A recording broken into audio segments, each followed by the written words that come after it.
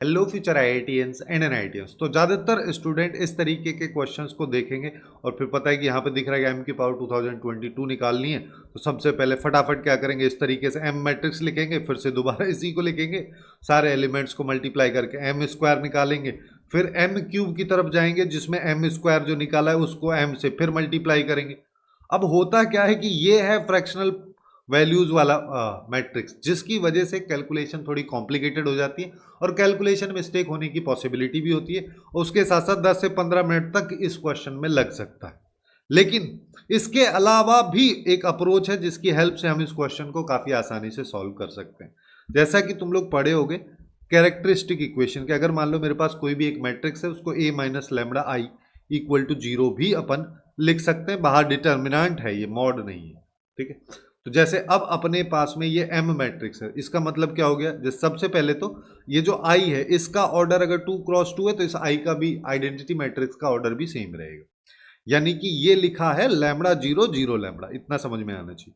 अब इस डिटर्मिनेंट को अगर तुम लोग देखोगे तो एक्चुअली में क्या हो जाएगा कि डायगोनल एलिमेंट में से लैम्बडा सब्ट्रैक्ट कर दो, बाकी सब में कुछ चेंज नहीं करना है। अच्छा, यहां पे थोड़ी सी मिस्टेक है, ये +3/2 लिखा है, तो ये 3/2 हो जाएगा, ये -3/2 हो जाएगा, ये -1/2 माइनस लैम्बडा इक्वल टू 0। फिर क्या करना है, फिर इसको डिटर्मिनेंट की तरह सॉल्व कर दो।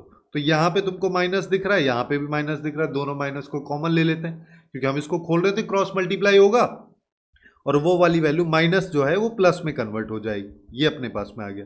अब इन दोनों को मल्टीप्लाई करोगे तो अपने को पता है कि -9/4 आएगा, लेकिन इसके आगे भी माइनस आता है तो ये प्लस में 9/4 इक्वल टू 0 हो जाएगा, जिसको अब अपन खोल देते हैं। तो यहाँ पे आ जाएगा लैम्बडा स्क्वायर, फिर आ जाएगा लैम्बडा/2, फिर आ जाएगा -5 लैम्बडा/2, फिर आएगा -5/4 प्लस 9/4 इक्वल टू 0।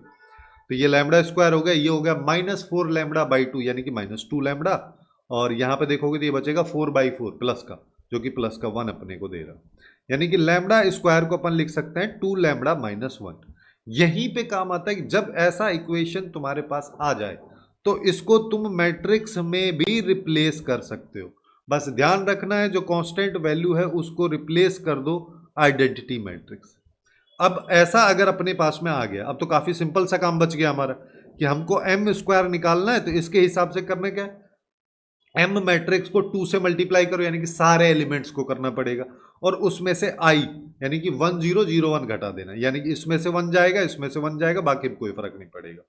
तो यहाँ पे क्या होगा, 2 से मल्टीप्लाई अगर 5/2 को करेंगे तो 5 आ गया, उसमें से 1 गया तो 4 आ गया, और अपने को पता है यहाँ पे +3 था। तो अब इसमें मल्टीप्लाई किया 2 से तो 3 हो गया, ये यहाँ पे -3 हो जाएगा, यहाँ -1 करोगे तो ये -2 आ जाएगा, ये एम स्क्वायर आ गया।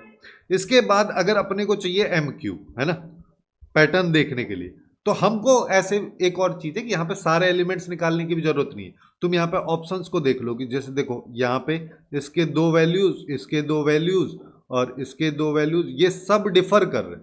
तो इन दो से ही अपने को पता चल जाना है आंसर कौन सा आएगा, ठीक है।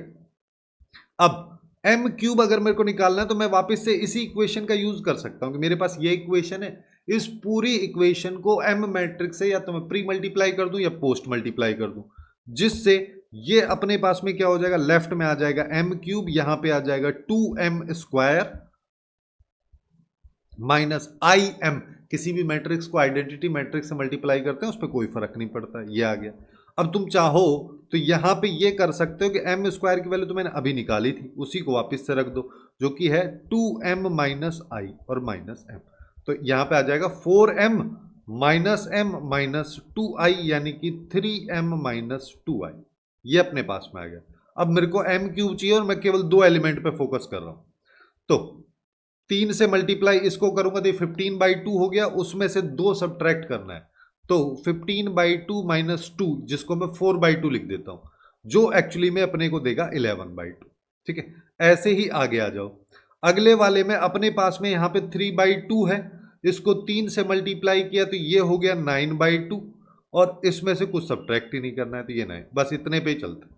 अब देखो, अब अपने को यहां पे क्या दिख रहा है, हमको यहां पे दिख रहा है कि मेरे पास एक एलिमेंट जो पहले 5/2 था वो 4 हो गया, यहाँ 11/2 हो गया, हर बार बाई 2 हो रहा है, तो इस 4 को भी ना हम लिख देते हैं कि ये एक्चुअली में 8/2 है।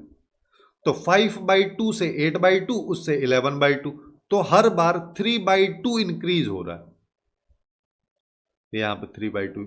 ऐसे ही इसको देख लो, क्योंकि ये +3/2 है, तो इसको भी 6/2 लिख दो, तो अगला 9/2, हर बार 3/2 से इंक्रीज हो रहा है। अब बस एक चीज और देख लो कि 3/2 से तो इंक्रीज हो रहा है, लेकिन एम स्क्वायर में एक बार 3/2 ऐड हुआ है, एम क्यूब में 2 बार हुआ है, यानी कि जितनी पावर है उससे एक कम 3/2 ऐड हो रहा है।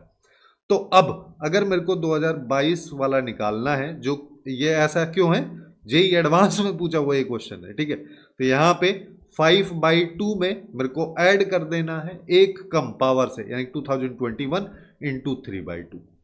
तो इसको सॉल्व अगर मान लो मैं करता हूं, अब इसको मैं हटा दे रहा हूं, ठीक है। इसको जैसे ही हम सॉल्व करेंगे तो अब देखो ऊपर वाली वैल्यू क्या आ जाएगी, ये हो जाएगा 5/2 और ये हो जाएगा 6063/2, यानी कि 6068/2। ये अपने पास में आएगा, जिसको अपन लिख सकते हैं 3034। ये हो गया। अब ये या तो ए हो सकता है, बी हो सकता है। अब सेकंड वाले पे आ जाए, सेकंड वाला एलिमेंट पॉजिटिव है तो पॉजिटिव आउटपुट आएगा, इसको कोई फर्क ही नहीं पड़ेगा, तो ए हो जाएगा यहीं पे। वैसे तुम चाहो तो उसको निकाल भी सकते हो, उसमें क्या होगा 3/2 प्लस 2021 इंटू 3/2, तो ये कितना हो जाएगा 6063 प्लस 3, तो 6066/2, यानी कि 3033 आ जाएगा। आ गया ए ऑप्शन। इसके अलावा इस क्वेश्चन को सॉल्व करने का एक और मेथड होता है, जो कि बाइनोमियल वाला होता है। उससे तुमको करके ये बताना है कि ये वाला मेथड ज्यादा लेंदी है या वो वाला मेथड, कौन सा मेथड इस क्वेश्चन के लिए ज्यादा सूटेबल होगा।